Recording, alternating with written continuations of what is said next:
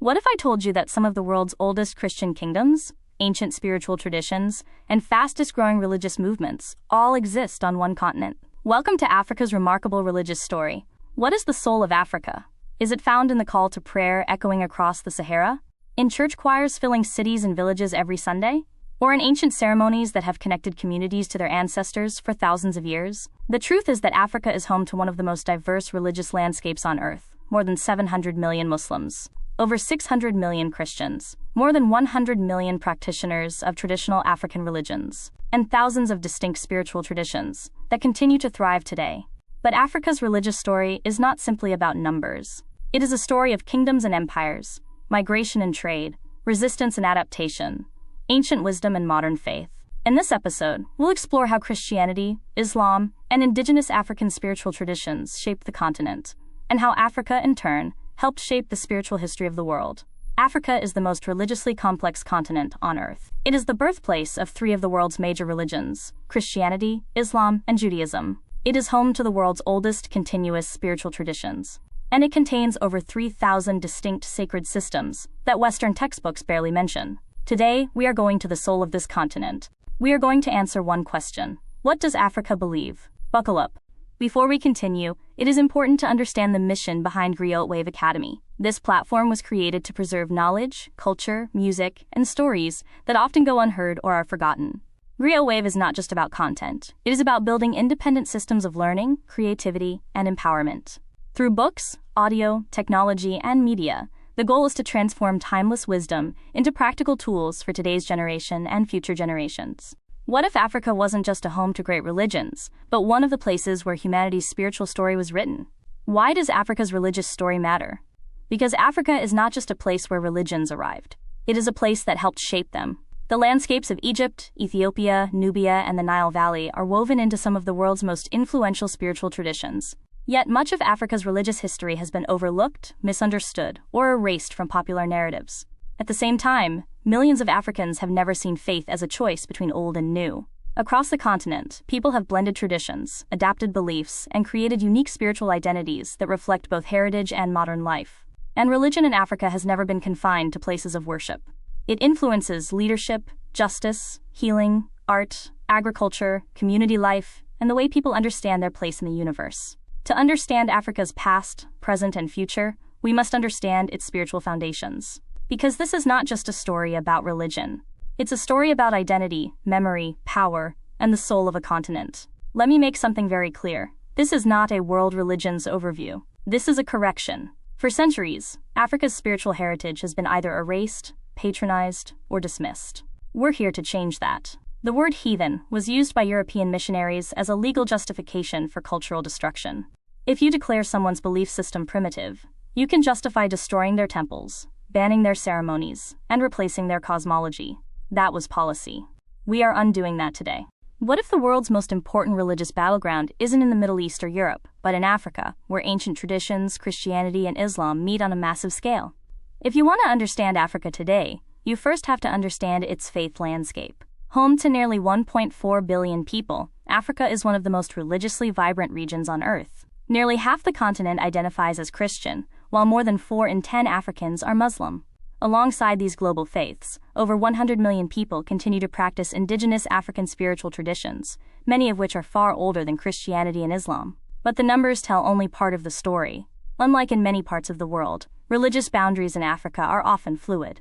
It is common to find people who attend church or mosque while also honoring ancestral traditions, sacred sites, and cultural rituals passed down through generations. Africa is not simply a continent where religions coexist.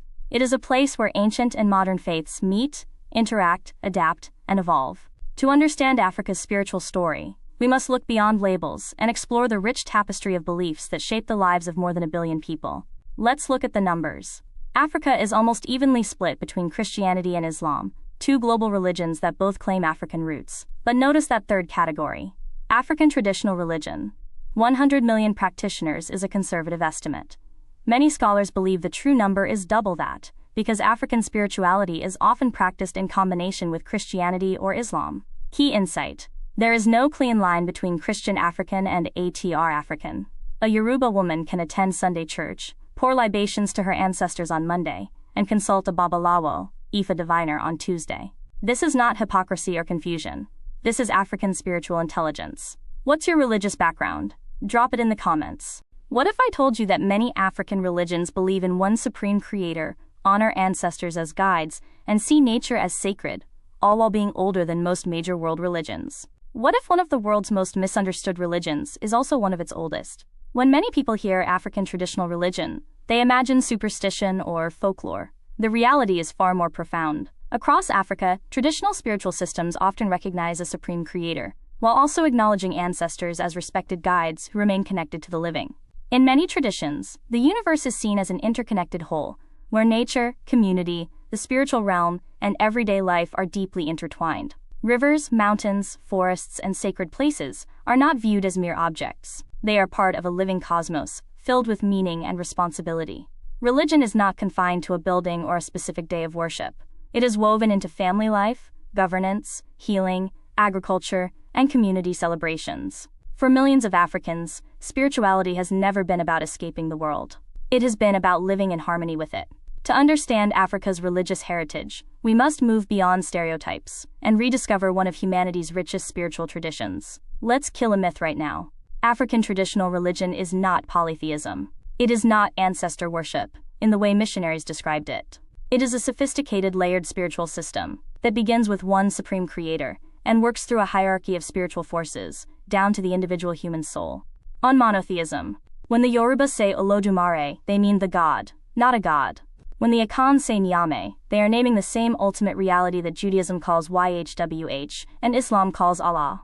Scholars of comparative religion have confirmed this for over 100 years. We just weren't taught it. On ancestors, the veneration of ancestors is not idol worship. It is relationship maintenance with those who came before, the same impulse that drives Catholics to pray to saints. The form differs. The spiritual logic is identical. What if Africa preserved one of the world's largest knowledge systems entirely through memory, and it survived slavery, colonialism, and centuries of persecution? What if one of the world's most sophisticated knowledge systems wasn't written in books, but preserved in memory for centuries? The Ifa tradition of the Yoruba people is far more than a method of divination. It is a vast intellectual and spiritual system containing hundreds of chapters, thousands of verses, and generations of accumulated wisdom about ethics, leadership, health, relationships, and human destiny. At the heart of this tradition is the Babalawo, often translated as Father of Secrets, a highly trained scholar priest who may spend years mastering the knowledge, symbolism, and teachings of Ifa. What makes Ifa even more remarkable is its survival. Despite slavery, colonialism, and cultural suppression, Yoruba spiritual traditions crossed the Atlantic and took root in Brazil, Cuba, Haiti, and beyond, where they continue to thrive today. For millions of people, Ifa is not a relic of the past.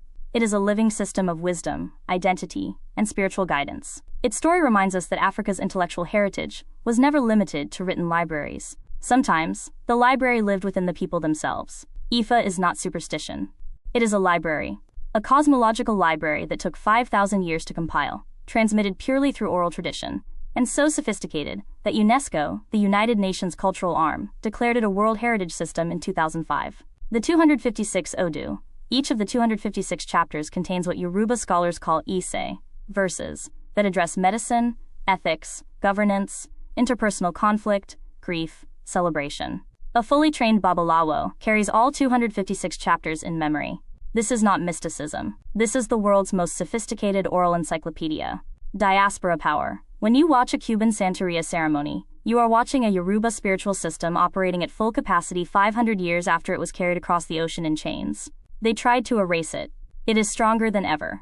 Drop glowing star or comment if you have Ifa in your ancestry. What if some of Africa's oldest spiritual traditions included monotheism, sophisticated governance systems, healing sciences, and educational institutions centuries before colonialism? When people talk about African spirituality, they often speak as if it were a single religion. In reality, Africa is home to thousands of distinct spiritual traditions, each with its own philosophy, rituals, sacred stories, and understanding of the divine. In West Africa, Vodun developed complex systems of spiritual practice that later influenced traditions across the Atlantic, including Haiti and Brazil. In the forests of Sierra Leone and Liberia, institutions such as Sande and Poro guided education, leadership, and community life for centuries. Across southern Africa, Sangoma healers continue to play an important role in spiritual and community well-being. In Ghana and Côte d'Ivoire, the Akan spiritual system connects ancestral wisdom, sacred authority, and social organization. Meanwhile, the Oromo people of East Africa preserved an ancient belief in a single creator long before Christianity or Islam became dominant in the region. These traditions remind us of something often forgotten. Africa's spiritual heritage is not a footnote to world religion. It is one of humanity's great reservoirs of wisdom, philosophy, and cultural memory. A TR is not one thing. It is a family of thousands of distinct systems. Let me take you through 5 of the most important. On Vodun, the word voodoo, spelt with 2 O's, is a Hollywood invention. Vodun, the real thing, is a systematic theology with priests, initiations, ethics, cosmology, and a complete theory of the afterlife. It has approximately 50 million practitioners globally. It is the official religion of Benin Republic. On Sangoma, in South Africa, there are more registered Sangoma healers than Western doctors. The South African Department of Health has formal consultation protocols with traditional healers. This is not backward. This is pragmatic healthcare. On Waka, the Oromo knew one God before Muhammad was born, before the Council of Nicaea. Their theology is ancient monotheism, and it has been largely ignored by world religion scholars. What if I told you that Christianity reached parts of Africa before much of Europe, and that some of Christianity's most influential architects were African? When many people think of Christianity in Africa, they imagine a religion brought by European missionaries. But the historical reality is far more surprising. Christianity arrived in Africa within the earliest decades of the faith itself. Long before it became dominant in much of Europe, Christian communities were already flourishing in Egypt, Ethiopia, and North Africa. In the 4th century, the Aksumite Empire, centered in present-day Ethiopia and Eritrea, became one of the first states in the world to officially embrace Christianity. Some of the most influential thinkers who shaped Christian theology were Africans. Scholars such as Augustine of Hippo, Tertullian, and Cyprian helped define doctrines that millions of Christians still follow today. Centuries later, colonial missionaries often presented Christianity as a European religion, obscuring its deep African roots. Yet African believers reshaped the faith, creating vibrant churches, worship styles, and spiritual movements that reflect African cultures and experiences. Today, Africa is one of the most important centers of global Christianity, and its influence continues to grow. Here is the thing that will reframe everything you thought you knew about Christianity. The story of Jesus includes a trip to Africa. As a child, he fled to Egypt. Simon of Cyrene, modern Libya, carried his cross. The Ethiopian eunuch was the first convert after the resurrection in the Book of Acts. Christianity is not a European religion that was brought to Africa. It is an African-adjacent religion that was later claimed by Europe. On Augustine of Hippo is the most important theologian in Western Christian history. He wrote The City of God and Confessions, texts still read in seminaries worldwide. He was Berber. He was African, born in what is now Algeria. The Western Church was largely built by Africans. How was this not in your history classes? What if Christianity's oldest surviving traditions aren't found in Rome or London, but in Africa, where believers have worshipped continuously since the 1st century? What if one of Christianity's oldest living traditions has been thriving in Africa for nearly 2,000 years? Long before Christianity became the dominant faith of Europe, Christian communities were already flourishing along the Nile. In Egypt, the Coptic Church traces its origins to the 1st century, making it one of the oldest continuous Christian traditions in the world. For generations, Coptic Christians preserved ancient liturgies, sacred texts, and a language directly descended from the language of the pharaohs. Their churches, monasteries, and spiritual practices have survived empires, invasions, political upheavals, and centuries of pressure. To the south, the Ethiopian Orthodox Church developed one of the world's most distinctive Christian traditions, blending deep biblical heritage with uniquely African expressions of worship, culture, and identity. Together, these churches challenge a common misconception: Christianity is not foreign to Africa. Africa has been one of Christianity's great heartlands since the earliest days of the faith. Their story is one of resilience, continuity, and an unbroken spiritual legacy stretching back nearly 2,000 years. The Catholic Church was founded in Rome. The Protestant Church was founded in Germany. But the world's first Christian church was founded in Alexandria, Egypt, by Mark the Apostle, who, according to tradition, arrived there around 50 CE. That is 1,400 years before Martin Luther nailed his theses. On the Ark of the Covenant, Ethiopian Orthodox Christians believe, and have believed for 3,000 years, that the Ark of the Covenant, containing the original 10 Commandments, rests in the chapel of the tablet in Aksum. They are the only Christian community to practice a form of Judaism alongside Christianity. They circumcise, they keep kosher, they observe Saturday Sabbath. This is Christianity, in its most ancient, most African form. What if one of the fastest growing Christian movements on earth isn't coming from Europe or America, but from Africans redefining Christianity on their own terms? What happens when Africans stop being passive recipients of religion and begin shaping it for themselves? The answer is one of the most remarkable religious movements in modern history: African-initiated churches, or AICs. Across the continent, millions of believers embraced Christianity while expressing it through African languages, music, dance, symbols, healing traditions, and community values. These churches did not reject Christianity. They reinterpreted it through African cultural lenses. From the Zion Christian Church in southern Africa to the Aladura and Celestial movements of West Africa, these communities created forms of worship that felt authentically African. Drumming, prophecy, sacred garments, healing rituals, and indigenous leadership structures became part of a vibrant spiritual revival. Today, AICs represent hundreds of millions of believers and thousands of distinct churches, making them one of the fastest-growing movements in global Christianity. Their message is simple but powerful. Faith does not have to erase culture. It can be expressed through it. In many ways, African-initiated churches represent the decolonization of Christianity, returning ownership of faith to African communities themselves. When African Christians realized that colonial missionaries had mixed the gospel with cultural imperialism, they created their own churches. Not copies of European churches. Original African Christian institutions that used African languages, African music, African healing traditions, and African governance structures. On ZCC Easter, every Easter, 3-6 million ZCC members walk from across southern Africa to Moria, the church's holy city in Limpopo. It is one of the largest religious gatherings in the world, barely reported in Western media. African-initiated churches are not a reaction to colonialism. They are a correction. They took the message, which resonated, and stripped away the cultural imperialism. That is theological sophistication, not confusion. What if I told you that Africa, not Arabia, was the first safe haven for Islam, and that some of the world's greatest centers of Islamic learning were built by Africans? What if I told you that Africa played a role in Islamic history from the very beginning? When the first followers of Prophet Muhammad faced persecution, they did not flee to another part of Arabia. They sought refuge in Africa.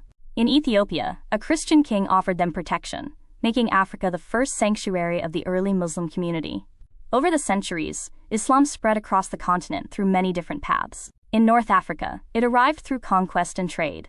Across the Sahara, merchants, scholars, and Sufi teachers carried the faith into powerful African kingdoms, where local cultures shaped its expression. The great cities of Timbuktu, Gao, and Janneh became centers of learning, attracting scholars from across the Islamic world. Leaders like Mansa Musa transformed global perceptions of Africa through wealth, diplomacy, and scholarship. Perhaps most importantly, African Muslims did not simply adopt Islam, they helped redefine it. From the Sufi brotherhoods of West Africa to the Swahili coast of East Africa, African communities created vibrant and distinctive traditions that continue to influence the Muslim world today. The story of Islam in Africa is not just a story of arrival. It is a story of partnership, adaptation, and African contribution to a global faith. The first Hijrah, year 615. Muhammad is being persecuted in Mecca. He sends his closest followers, including his daughter Ruqayya and his son-in-law Uthman, to Ethiopia, to Africa, not to another Arab country, to Ethiopia. Why? Because he trusted the Ethiopian Christian king to be just. And Ashama ibn Abjah sheltered them. Africa protected Islam before Islam reached Africa. On Sufi spread, the majority of West African Muslims became Muslim, not through military conquest, but through Sufi brotherhoods, spiritual orders that emphasized poetry, music, trance, and mystical communion. That is why West African Islam sounds like it does. It kept African spiritual aesthetics alive inside Islamic form. What if I told you that medieval Africa had a university city with thousands of students, hundreds of schools, and hundreds of thousands of books, while much of the world still thinks Africa had no intellectual tradition? What if one of the world's greatest centers of learning was not in Europe, the Middle East, or Asia, but in the heart of Africa? For centuries, Timbuktu stood as a beacon of scholarship, attracting students, scholars, judges, scientists, and theologians from across the Islamic world. At its height, thousands of students studied in its universities and schools, exploring subjects ranging from law and theology to mathematics, astronomy, medicine, and philosophy. Even more remarkable, hundreds of thousands of manuscripts survived the centuries, preserving a written record of African intellectual achievement that challenges the myth that Africa lacked written traditions or advanced scholarship. Timbuktu's golden age flourished under the Mali and Songhai empires, where African knowledge and Islamic learning did not compete, they reinforced one another. The city became a crossroads where local wisdom, global trade, and scholarly inquiry came together to create one of the most vibrant intellectual cultures of its time. Timbuktu reminds us that Africa was not merely a recipient of knowledge. It was a producer, protector, and exporter of knowledge to the world. Timbuktu. In the Western world, that name became a metaphor for nowhere, as far as Timbuktu, a place so remote it barely existed. The irony is devastating, because Timbuktu was, for 400 years, one of the great intellectual capitals of the world. On the manuscripts.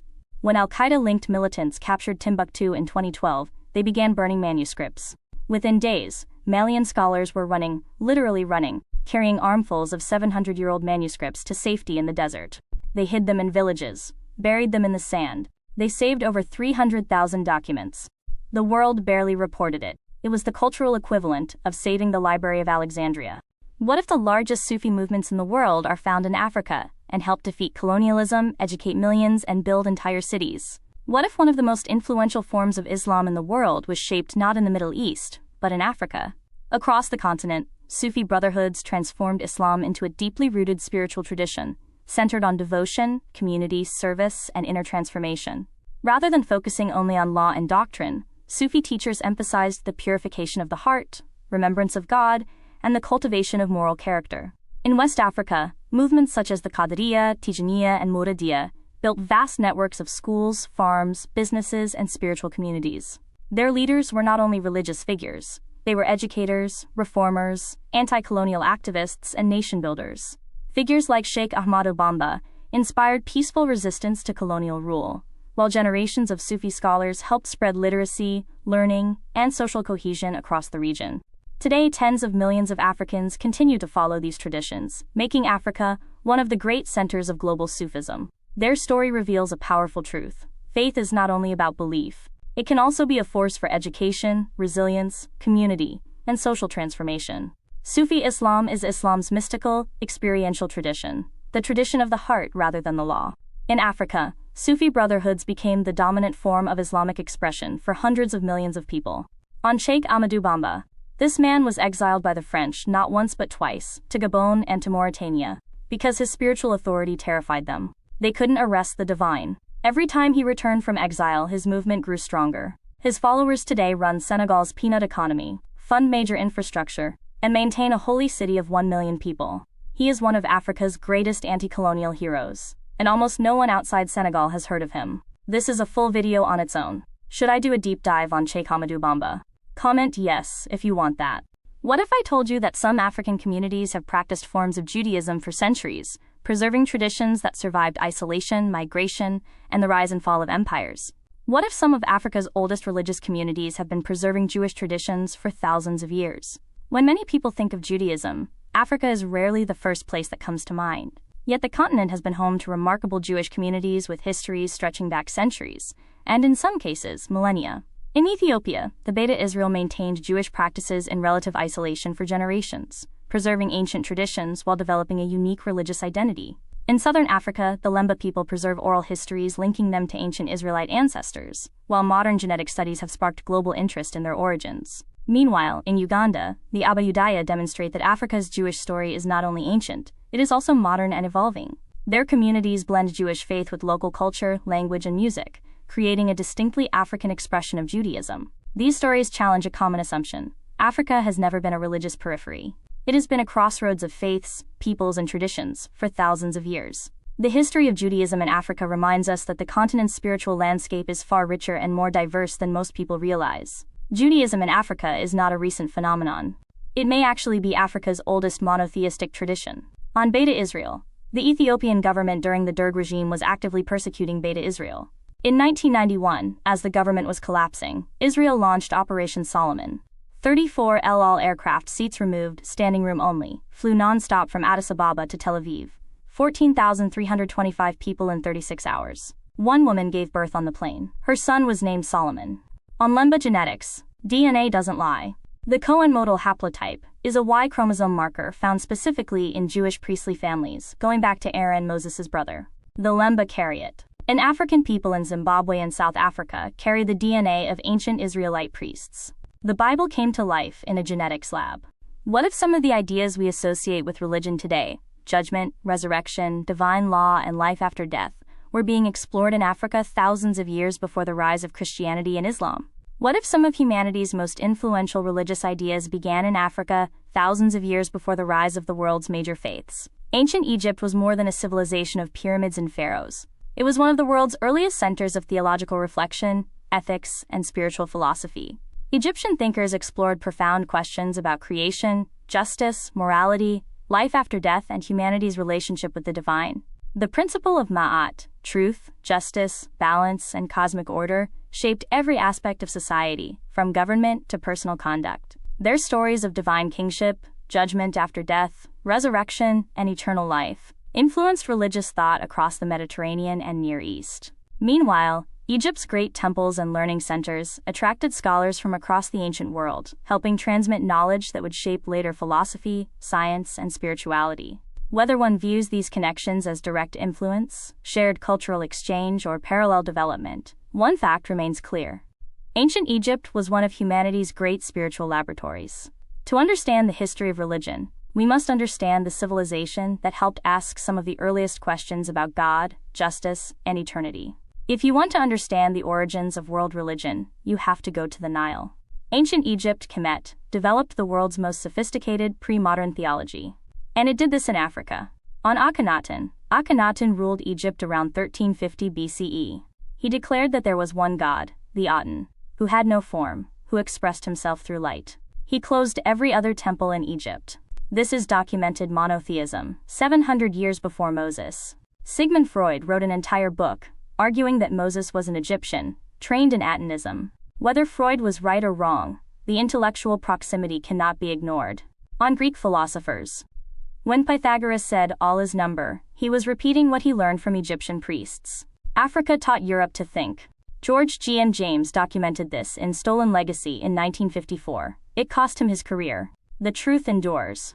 If you are serious about Africa's future, you must also become serious about personal growth, execution, discipline, entrepreneurship, and building. Knowledge without implementation changes nothing. That is exactly why I'm building the Griot Wave Inner Circle, an execution-focused community for builders, creators, entrepreneurs, and purpose-driven individuals. A space focused on accountability, implementation, entrepreneurship, transformation, AI and digital leverage, community, and real progress. Weekly live sessions, execution systems, focused builders, real conversations, real growth. If you are tired of consuming endlessly and ready to start building intentionally, scan the QR code or use the link below to join the early interest list. Stop consuming, start building. Don't build alone. Join the Griot Wave Inner Circle and connect with a community focused on real execution and transformation. Scan the QR code to begin. What if the same religion used to justify conquest was also used to inspire resistance, rebellion, and freedom? Africa's religious history reveals a far more complex story than most people realize. Can religion be both a tool of domination and a force for liberation? Africa's experience suggests the answer is yes. During the colonial era, religious language was often used to justify conquest, land seizure, and foreign rule. Some colonial powers portrayed empire as a divine mission, claiming they were bringing civilization while dismantling existing cultures, institutions, and spiritual traditions. Missionaries frequently arrived before administrators and soldiers, learning local languages and customs. Some became advocates for African communities. Others, intentionally or not, helped prepare the ground for colonial expansion. But that is only half the story. Africans were never passive victims. Across the continent and the diaspora, people transformed religion into a force for resistance. Prophetic movements challenged colonial authority. Religious leaders organized rebellions. Churches, mosques, and traditional spiritual networks became centers of identity, dignity, and survival. The lesson is not that religion is inherently oppressive or liberating. Powerful ideas can serve very different purposes, depending on who wields them and why. To understand Africa's religious history, we must confront both the wounds and the resilience, both the misuse of faith and the courage of those who used faith to fight back. As Archbishop Desmond Tutu famously observed, when the missionaries came to Africa, they had the Bible, and we had the land. They said, "Let us pray." We closed our eyes. When we opened them, we had the Bible, and they had the land. Yet the story does not end there. This does not mean all missionaries were villains. Many genuinely believed they were helping. Nor does it mean Africans merely accepted foreign faiths. Millions embraced Christianity and Islam on their own terms, reshaping them through African cultures, values, and experiences. The faith and the colonial project are not the same thing. Africans have spent generations separating one from the other. The story of religion in Africa is not a story of heroes and villains. It is a story of power and belief, oppression and resistance, and the enduring determination of African peoples to define their own spiritual destiny. What if millions of people pray in a church or mosque, honor their ancestors, consult traditional healers, and see no contradiction at all? Welcome to Africa's spiritual intelligence. What if Africa's greatest spiritual strength is not choosing one tradition over another, but finding ways to bring different traditions together? Across the continent, millions of Africans live at the intersection of multiple spiritual worlds. A person may attend church on Sunday, visit a traditional healer when ill, honor ancestral customs at family ceremonies, and still see no contradiction. This blending of beliefs, known as syncretism, is not confusion. It is adaptation. It is cultural resilience. It is the ability to absorb new ideas without completely abandoning older wisdom. From West Africa to Ethiopia, from Central Africa to the global diaspora, communities have found creative ways to preserve identity while embracing change. Ancient traditions survive not by remaining frozen in time, but by evolving. In places like Cuba, Brazil, and Haiti, African spiritual systems endured centuries of persecution by adapting, disguising, and reimagining themselves. Across Africa itself, indigenous beliefs continue to shape how people understand healing, community, morality, and the sacred. The result is one of the most dynamic religious landscapes on Earth. Africa's spiritual story is not about either or. It is about both and. To understand African religion, you must move beyond rigid categories. In Africa, faith is often less about choosing sides, and more about finding harmony between worlds. What if the fastest-growing Christian movement in human history isn't happening in Rome, London, or New York, but in Lagos, Accra, and Nairobi? What if the center of global Christianity is no longer in Europe or North America, but in Africa? Across the continent, a religious transformation is unfolding on a scale the world has never seen before. Hundreds of millions of Africans now identify with Pentecostal and charismatic Christianity, making Africa one of the most dynamic spiritual regions on Earth. And this movement isn't staying in Africa. Churches founded in Lagos, Accra, Nairobi, and Johannesburg are now establishing congregations across Europe, the Americas, Asia, and the Middle East. What was once seen as a mission field has become a missionary force. African pastors, worship music, prayer movements, and theological perspectives are reshaping global Christianity. Massive gatherings attract millions of worshipers, while African-founded churches operate in dozens, even hundreds, of countries worldwide. Whether one agrees with every aspect of the movement or not, its impact is undeniable. For the first time in modern history, Africa is not merely receiving religious influence, it is exporting it. The future of Christianity is increasingly being written in African cities, spoken in African accents, and shaped by African believers. The story of religion in Africa is no longer just about ancient traditions or imported faiths. It is increasingly about Africa shaping the spiritual future of the world. What if 6 neighboring countries, all overwhelmingly Muslim, developed 6 very different answers to the same question? What role should religion play in modern society? When many people think of North Africa, they often imagine a single religious landscape. The reality is far more diverse and dynamic. From Morocco to Egypt, Islam remains a central part of identity, culture, and public life, but each country has developed its own unique relationship with faith. In Morocco, centuries-old Sufi traditions coexist with royal religious authority. In Egypt, institutions like Al-Azhar have helped shape Islamic scholarship for generations, influencing Muslims around the world. Algeria, Tunisia, Libya, and Sudan each tell different stories of reform, tradition, political change, and debates over the role of religion in modern society. Some nations emphasize religious continuity, while others are experimenting with new balances between faith, governance, and individual freedoms. What unites them is the enduring importance of Islam, not only as a religion, but as a force shaping law, education, culture, ethics, and national identity. North Africa reminds us that there is no single way to be Muslim. Across the region, communities continue to negotiate the relationship between tradition and modernity, faith and politics, local identity and global belonging. To understand North Africa today, we must look beyond statistics and explore how faith continues to influence everything, from politics and education to culture and national identity. What if there was a place where one of the world's oldest Christian churches, a 1,000-year-old Islamic trading culture, and ancient African spiritual traditions all coexist? Welcome to East Africa. What happens when ancient African traditions, Christianity, and Islam meet at one of the world's great crossroads? The answer is East Africa, a region where faiths, cultures, and civilizations have interacted for more than 1,000 years. Along the Swahili coast, merchants connected Africa to Arabia, India, and beyond, creating a vibrant Islamic culture that remains visible today in cities, mosques, and coastal traditions. In Ethiopia, one of the world's oldest Christian civilizations continues to preserve traditions stretching back more than 1,600 years. Yet East Africa's story is not only about global religions. Indigenous spiritual systems remain deeply influential. Among the Oromo, ancient beliefs in Waka continue alongside Christianity and Islam. Across Uganda, Kenya, Tanzania, and Rwanda, ancestral traditions, sacred sites, and local customs still shape how communities understand the spiritual world. The result is a region of extraordinary diversity, where churches, mosques, shrines, and traditional sacred spaces often exist side by side. East Africa reminds us that religion is not static. It is a living conversation between history, culture, and identity. East Africa's spiritual landscape shows that faith is rarely a straight line. It is a crossroads, where ancient traditions and global religions continually meet, adapt, and evolve.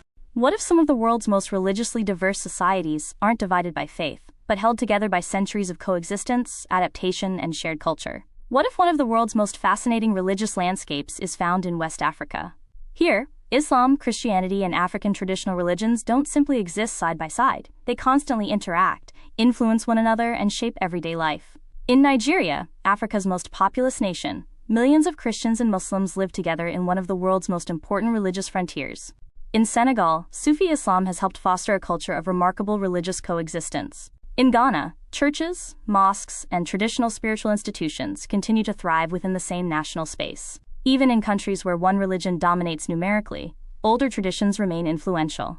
Ancestors are honored, traditional festivals continue, sacred sites remain important, and indigenous spiritual ideas often survive within newer religious expressions. West Africa's story challenges a common myth, that religions must always compete. More often, the region demonstrates how communities negotiate identity, tradition, and faith in creative and complex ways. The result is a spiritual landscape unlike any other on Earth, where ancient beliefs, global religions, and local cultures meet every day. To understand West Africa, you must look beyond labels. Here, religion is not just about belief. It is about history, identity, community, and the art of living together despite differences. What if I told you that Africa is home not only to Christianity, Islam, and ancient spiritual traditions, but also to thriving Hindu, Sikh, Bahá'í, Buddhist, Jewish, and Rastafarian communities? When people talk about religion in Africa, the conversation usually focuses on Christianity, Islam, and traditional African spirituality. But Africa's spiritual landscape is even more diverse than most people realize. Across the continent, communities practice Hinduism, Sikhism, the Bahá'í faith, Buddhism, Judaism, and other traditions that arrived through trade, migration, and cultural exchange. Some have been present for generations, becoming part of Africa's social and cultural fabric. In South and East Africa, Hindu and Sikh communities have contributed to commerce, education, and public life for more than a century. The Bahá'í faith has found a strong following through its message of unity and human equality. Small but growing Buddhist communities are emerging in major urban centers, while Jewish communities continue to preserve ancient traditions and develop new expressions of faith.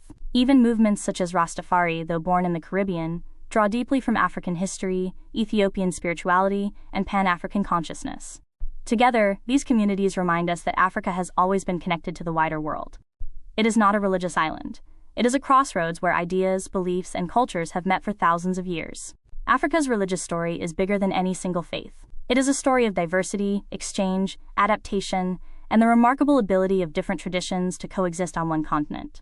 What if some of the most important holy sites on Earth aren't in Rome, Jerusalem, or Mecca, but in Africa, where millions have made pilgrimages for centuries? What if some of the world's most important sacred places are in Africa, and most people have never heard of them? Across the continent, towering churches, ancient cities, holy mosques, ancestral shrines, and pilgrimage centers have shaped the spiritual lives of millions for centuries. In Ethiopia, the rock-hewn churches of Lalibela stand as one of humanity's greatest religious achievements, carved directly into stone. In Cairo, Al-Azhar has influenced Islamic scholarship for over 1,000 years.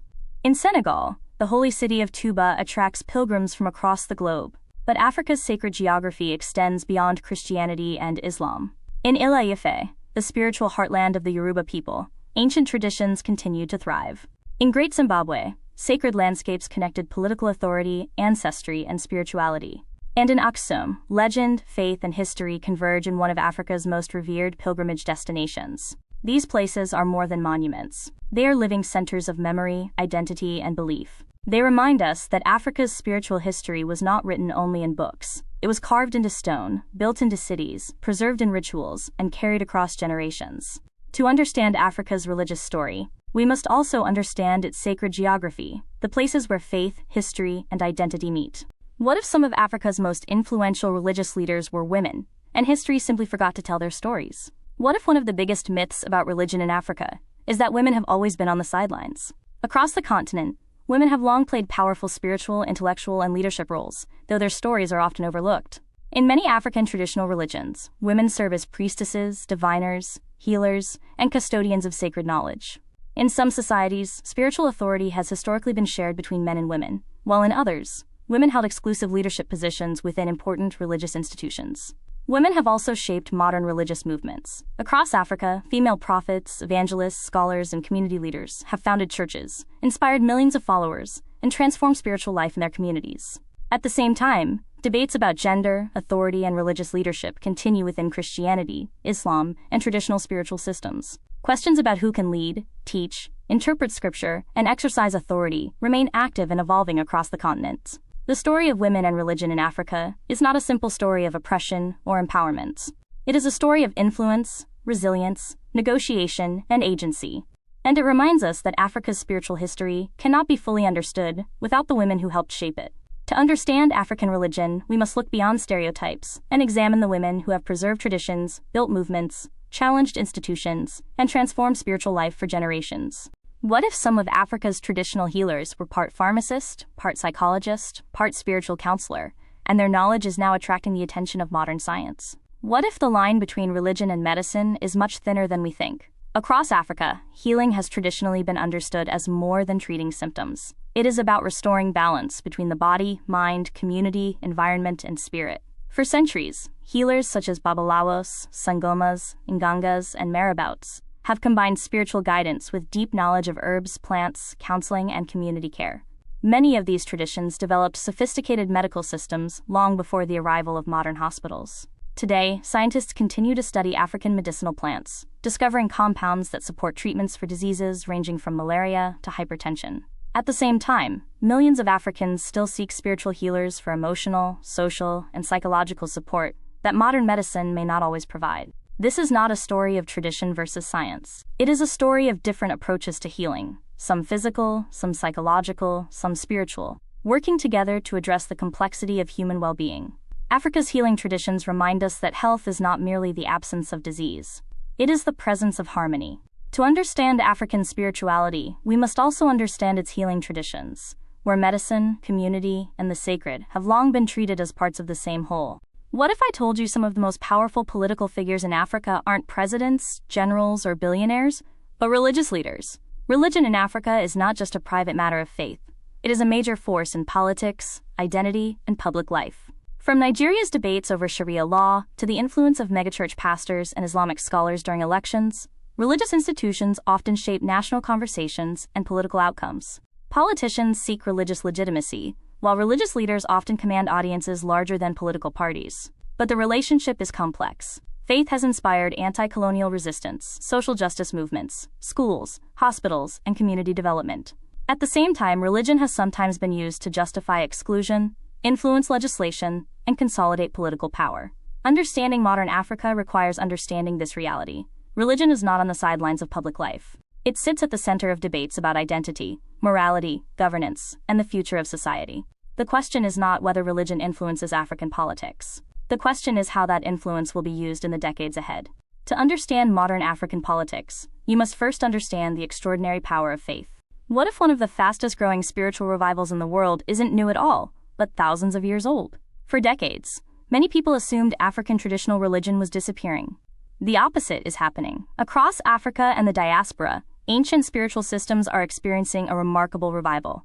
Global music stars like Burna Boy, Wizkid, and Davido openly draw from Yoruba and other indigenous spiritual traditions, bringing African sacred symbols into mainstream culture. In cities from London to Paris, New York to Sao Paulo, Ifa priests, Vodun temples, and traditional healing communities are growing. What survived slavery, colonialism, and religious suppression is now reconnecting across continents. At the same time, environmentalists are discovering something African communities have always known. Sacred forests, rivers, and groves are not just spiritual spaces. They are powerful tools for conservation and ecological stewardship. Perhaps most importantly, governments are beginning to recognize these traditions as part of national heritage rather than relics of the past. African traditional religion is not merely surviving. It is adapting, expanding, and helping shape the future. The story of African spirituality is not a story of extinction. It is a story of resilience, remembrance, and return. What if some of the most influential spiritual and ethical ideas on Earth were born in Africa, but history forgot to tell you? When people think about the world's great religious and philosophical ideas, Africa is rarely the first place they look. But perhaps it should be. Long before modern universities, African civilizations were exploring questions of justice, morality, community, consciousness, and the nature of the divine.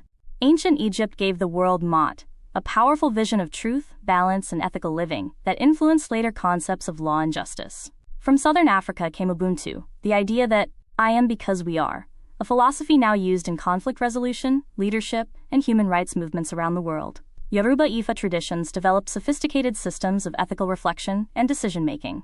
African Christian thinkers helped shape liberation theology, inspiring movements for freedom and dignity across continents. The deeper we look, the clearer the picture becomes. Africa was not merely a receiver of religious ideas. It was one of humanity's great creators of them. Many of the values shaping our world today have roots that run deep into African soil. Africa did not stand at the edge of humanity's spiritual story. It helped write some of its most important chapters.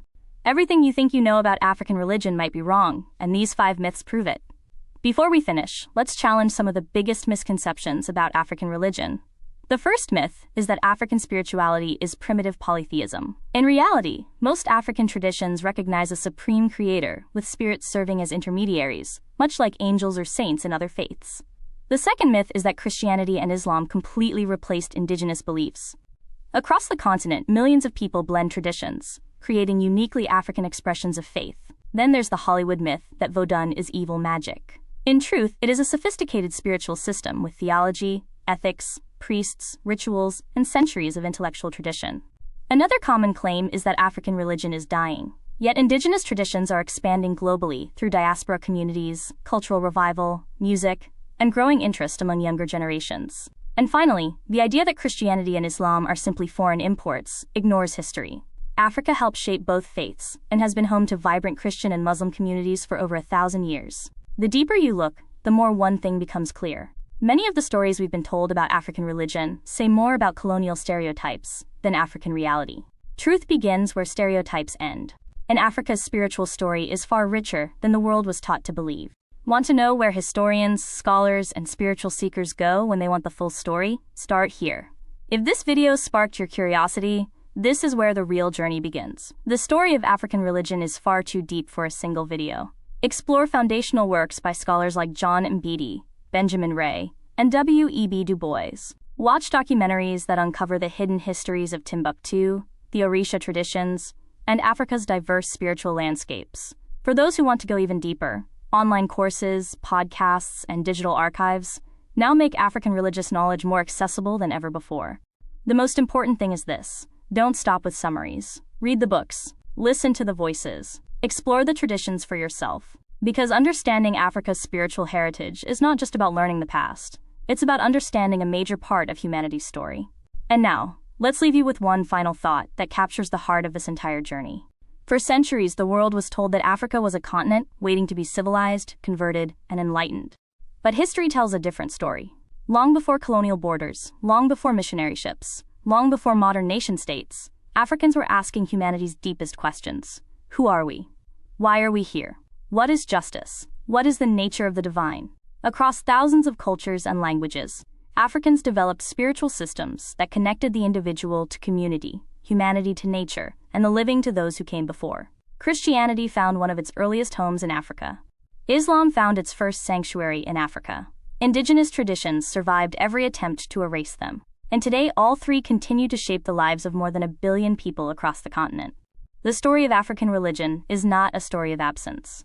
It is a story of continuity, a story of resilience, a story of memory, and perhaps most importantly, a story that is still being written.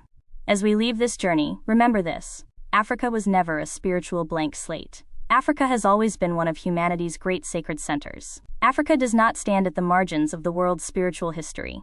Africa stands at its foundation. Final call to action. If this series changed how you see Africa, hit like, subscribe, and share it with someone who needs a deeper understanding of the continent's true story. And tell us in the comments, what surprised you most? I am because we are, and because we are, therefore I am.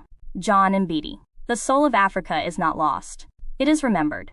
Before you go, help this message reach more people. If you learned something new today, like the video, subscribe for more deep dives, and share this with someone who still thinks Africa is a country. Small conversations can challenge big misconceptions, and every share helps expand understanding. If you want to explore this topic further, scan the QR code for additional resources, courses, recommended readings, maps, and extended discussions. There is far more to Africa than what can fit into a single episode, and this is only the beginning of a much deeper journey into the continent's history, cultures, people, and future. And if you'd like a deeper dive into any topic related to Africa or Pan-Africanism, leave a comment below and we'll cover it in a future video.